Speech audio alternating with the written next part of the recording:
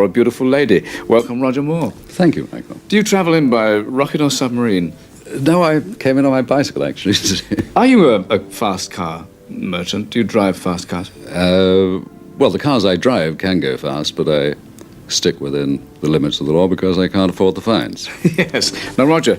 Roger Moore, the suave, charming man who defined James Bond for an entire generation, was also a man of strong opinions. Behind that famous smile, he carried a list of co-stars he simply couldn't stand.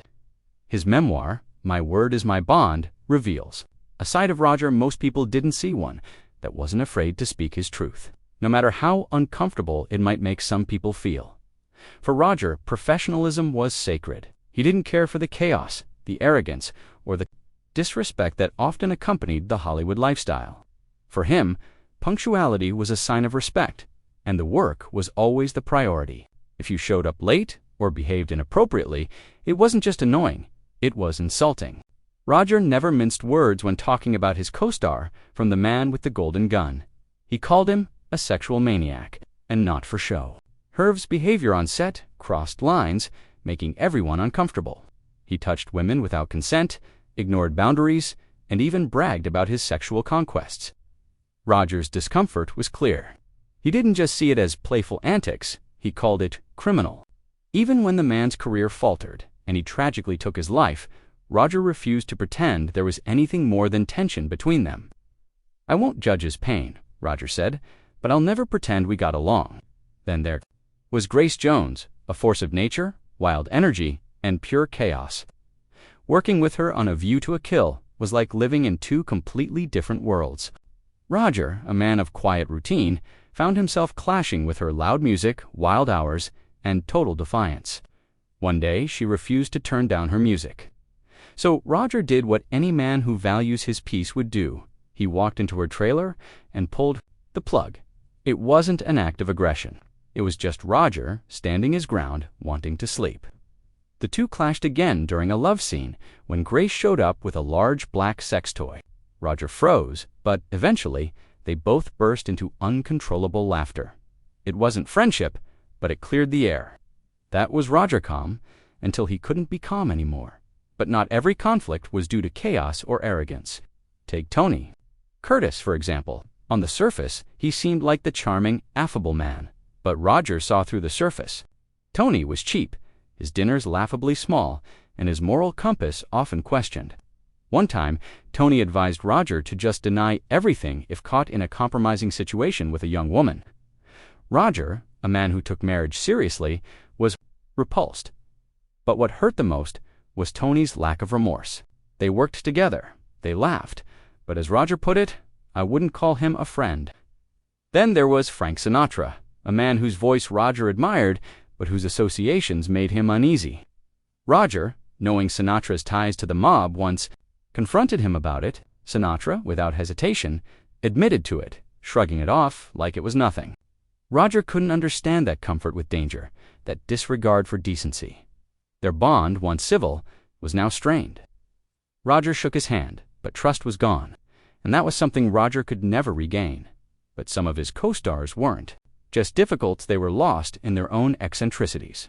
Take Peter Sellers, a comedic genius on screen, but off-screen he was nearly impossible for Roger to understand. What started as admiration for his talent eventually became frustration. Sellers seemed to hide behind a mask, never fully allowing anyone in that mask was literal to one night. While filming The Persuaders, Sellers claimed his bed was a flying carpet and invited Roger and friends to join him on a journey. It was a joke, but Roger didn't find it funny. He found it unsettling. Sellers' behavior, fueled by substances and paranoia, pushed Roger to a breaking point. It wasn't that Peter was eccentric, but that he didn't care who he alienated. In the process, for Roger, the greatest betrayal wasn't just the chaos. It was the violation of professionalism. When a co-star let their personal drama spill over onto the set, it wasn't just distracting, it was disrespectful. And that's what drove Roger to the edge more than anything. He had seen it, all the infidelity, the affairs, the moral slips, but it was the arrogance, the disrespect for the work, and the complete disregard for the people around you that left the deepest marks in a particularly tense moment on The Persuaders. Tony Curtis showed up late, delaying production after a night of partying. Roger didn't yell. He didn't make a scene, he just walked off set. His silence spoke volumes. Directors tried to mediate, but behind the scenes, he was a man who demanded respect. He understood that professionalism wasn't just about doing your job, it was about doing it with dignity.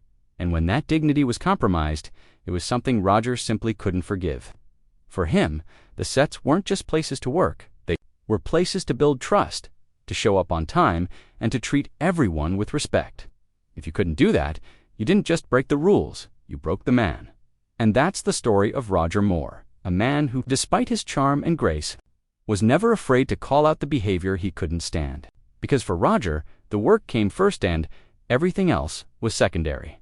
Roger Moore, Hepburn, for example, she was everything the public thought she was: kind, grounded, and gracious. Roger, who often viewed the world through the lens of a gentleman, called her an angel in high heels. But not everyone in his circle was so angelic. Lana Turner, a woman he respected for her talent, once shared with him a lesson in camera technique: how to kiss without the pressure, but beyond that, Roger couldn't ignore her fiery temper. There were times when she would storm off, set in a blaze of profanity. Not directing it at the producers, but at ghosts of the past resentments and rage that had lived with her for years.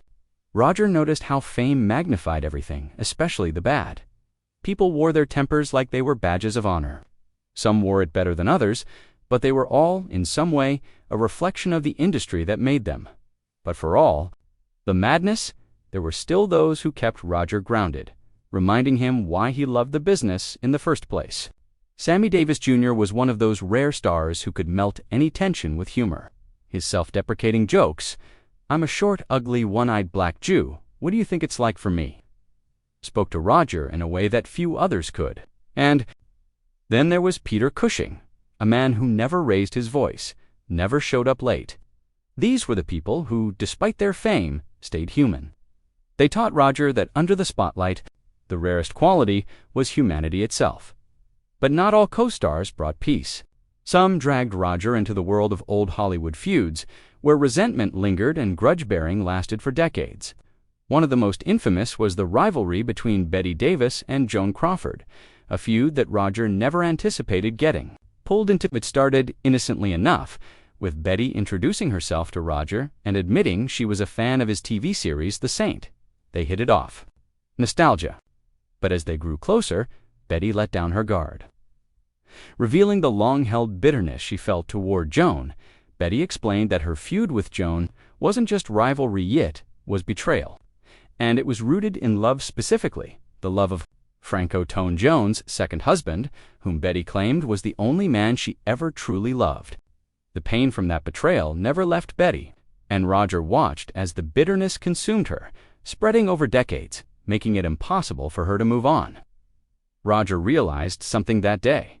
Some grudges aren't petty, they're earned, and they can destroy people from the inside out. It was a lesson Roger would take with him for the rest of his career.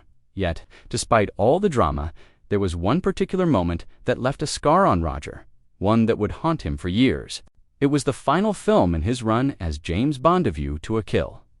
The movie was filled with explosive action, including a memorable performance by Christopher Walken as the villainous Max Zorin. But there was one moment, one scene, that stopped. Roger in his tracks. In it, Zorin opens fire on a group of innocent workers in a mine, mowing them down with a machine gun. Roger could hardly watch it. That wasn't Bond, he said, reflecting on the brutality of the scene. That was a massacre. For a man who had spent over a decade defining 007 with charm and wit, this moment shook him. It wasn't just the violence, it was the heartlessness. The sheer shock of it. Roger realized that even in the world of Bond, some lines shouldn't be crossed. And that scene, more than any car explosion or awkward love scene, left him with a regret that would stick with him long after the film was over. Roger Moore's journey in Hollywood wasn't just about action-packed sequences or glamorous roles. It was about navigating the storm of personalities, egos, and betrayals that came with being part of an industry built on both dreams and heartbreaks. Despite the drama, he never lost sight of the real lesson: stay true to yourself and never let fame make you forget what truly matters. Roger Moore, the man who made Bond charming, suave, and, most importantly, human, carried a deep personal connection to the role that was often tested on set. He had built Bond into a character of elegance, cleverness, and just the right touch of wit. But as the years went by, particularly with his final film, A View to a Kill, Roger began to see things differently. There was something off about that final scene of massacre, cold and brutal, that felt wrong for Bond. That wasn't Bond, Roger said. That was a massacre. For someone who'd spent over a decade playing the world's most iconic spy, this scene shook him. The character he'd worked so hard to shape, who could be lethal but never cruel, was losing the essence Roger had poured into him. It wasn't just the violence, though. It was the changing dynamics of the role. By the time of View to a Kill, Wrapped Roger was nearing 58, and though the physical toll wasn't as hard as the emotional, the age gap between him and his romantic interests became a point of discomfort. Tanya Roberts, his co-star, was nearly 30 years his junior. It felt almost absurd to him. He jokingly referred to himself as Bond's creepy uncle, but behind that humor lay a genuine discomfort. The flirtations now felt forced, and the joy he once had playing Bond started to fade. That shoot didn't exhaust me physically, he reflected. It drained me morally. The glamour of the tuxedo, the martinis, these things no longer felt like part of the man he had become. Yet there was something deeper that haunted Roger. While Bond carried guns, Roger had an intense, almost debilitating fear of them. Trauma began when he was just a teenager, after a friend shot him in the leg with a BB gun. The experience left a mark on him. I hated them from that day on, Roger said. They weren't toys. They weren't clever. They were dangerous. Ironically, the role of Bond required him to carry a gun in almost every scene. And though he appeared cool under pressure, every shot, every gunfire, made his body flinch. Watch closely, and you'll see him blink every time he fires. The trauma from that teenage accident only worsened with a near-deafening misfire during Army training. The gun exploded in his hand, temporarily deafening him. After that, even pretending to fire a weapon became painful. But Roger, ever the professional, never let the audience see his fear. He donned the tuxedo, delivered the lines, and did what was required for the character. But by the time he retired from Bond, he felt a quiet sense of relief. He had given the character his charm, his lightness, his elegance. But he couldn't stand by as those things were stripped away in later films. When Roger sat down to write, "My word is my bond," he did so with a rare honesty that few stars ever possess. By then, he had lived through decades of stardom, scandals, and personal evolution. At 81, the glamour didn't matter anymore. He was no longer wearing the tuxedo or sipping martinis. What remained was the man behind the image, someone who had seen the ins and outs of Hollywood and was ready to reflect on them with clarity and conscience.